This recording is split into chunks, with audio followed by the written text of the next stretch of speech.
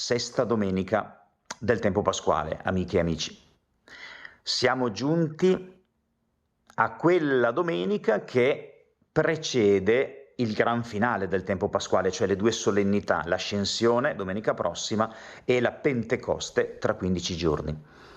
Quindi ormai siamo alla conclusione del tempo pasquale. Forse non è inutile ripercorrere anche il cammino che abbiamo fatto nella Pasqua, nelle domeniche di Pasqua, attraverso il Vangelo che ogni domenica nel tempo pasquale ci ha offerto. No? Siamo partiti per esempio da un grande vuoto, domenica di Pasqua, messa del giorno, il sepolcro è aperto, la pietra rotolata via, ma il sepolcro è vuoto, il Signore non c'è, il suo corpo non sappiamo dove l'hanno deposto, dice Maria di Magdala. E anche Pietro e Giovanni vanno al sepolcro e fanno esperienza di questo vuoto. A partire dalla seconda domenica di Pasqua, e poi anche con la terza, si passa dal vuoto alla presenza, perché viene ripetuto quel ritornello: il Signore stette in mezzo a loro.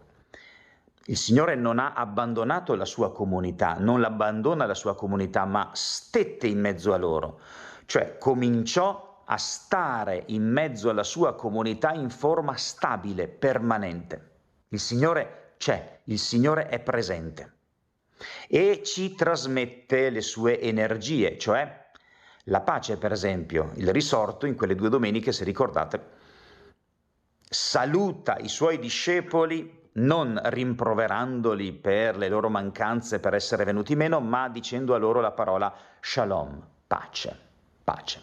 E poi comunica a loro lo Spirito, alita lo Spirito, quindi trasmette la forza dello Spirito del Padre.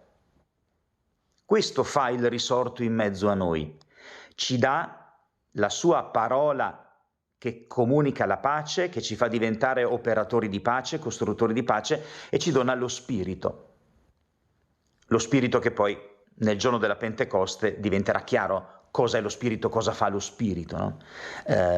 Ridona forza, coraggio, entusiasmo, voglia di uscire, voglia di comunicare, voglia di annunciare, voglia di testimoniare. Ridona a questi discepoli che sembravano spenti un fuoco, una passione, una qualità di vita, una vita piena, ecco, quella vita piena che Gesù aveva sempre promesso ai suoi. Poi abbiamo avuto altre due domeniche, la quarta e la quinta, dove attraverso due immagini ci è stato spiegato meglio in che modo il Signore sta in mezzo a noi, in mezzo alla comunità, come il pastore che offre la vita per le pecore, che ascolta le pecore ascoltano loro, che ha una relazione personale con le pecore, che non è come il mercenario che non gliene frega niente delle pecore, che non è come il lupo che è violenza contro le pecore, no, il pastore è amore verso le pecore, addirittura il pastore, come lo intende Gesù, offre la sua vita in cambio della vita delle pecore, è pronto a riscattare la vita delle pecore rischiando la propria vita. E si prende cura di ognuno di loro, le nutre, è attento alla pecorella smarrita, alla pecorella ferita. E poi l'altra bellissima immagine che sempre ci parla di amore, l'immagine della vite. Io sono la vite vera, voi i tralci. Cosa consiste questa immagine? Anche la vite è dono per i tralci. C'è sempre questa dinamica, il Signore risorto è dono di vita. La vite dona ai tralci la linfa, quindi la possibilità di essere tralci che sono vivi, che sono innestati, che sono connessi e che portano frutto, e quindi la tua vita non è sterile, non è arida, non è secca e non fai una brutta fine, non ti tolgono, non ti tagliano, non ti bruciano. La tua vita è una vita che ha frutti.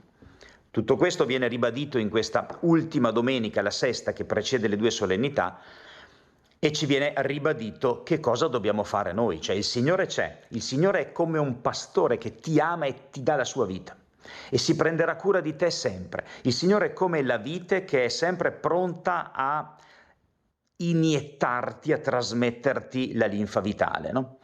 Perché la tua vita sia autentica e carica di buone energie e tu possa avere la soddisfazione di portare frutto. Benissimo. Ma noi cosa dobbiamo fare? Il Signore è così e io come devo essere? Come il Padre ha amato me, così anch'io ho amato voi. Rimanete nel mio amore. Siamo sempre nel capitolo 15 del Vangelo di Giovanni e sempre c'è quel verbo lì. Rimanete nel mio amore. Dimorate nel mio amore. Il mio amore sia la vostra casa che vi permette di essere a casa, di sentirvi a casa. E magari di fare in modo che anche gli altri si sentano a casa quando ci siete voi e non vedano in voi dei nemici, degli avversari, un ostacolo per la felicità, anzi il contrario. Poi dice: se osserverete i miei comandamenti rimarrete nel mio amore, come io ho osservato i comandamenti del Padre mio rimango nel suo amore. Qui si parla di comandamenti, ma comandamento in che senso? È il tiranno che sta parlando ai suoi sudditi? È il sovrano che parla ai sudditi e dà le leggi e tu sei suddito, devi solo obbedire? No. Vi ho detto queste cose perché la mia gioia sia in voi e la vostra gioia sia piena. Il comandamento: amatevi gli uni gli altri come io ho amato voi. Non vi chiamo più servi, ma vi ho chiamati amici. Cioè qui è in gioco il comandamento del Signore, è la sua amicizia, il suo amore che ci permette di essere contenti perché la mia gioia sia in voi e la vostra gioia sia piena, e andiate e portiate frutto. Buona vita.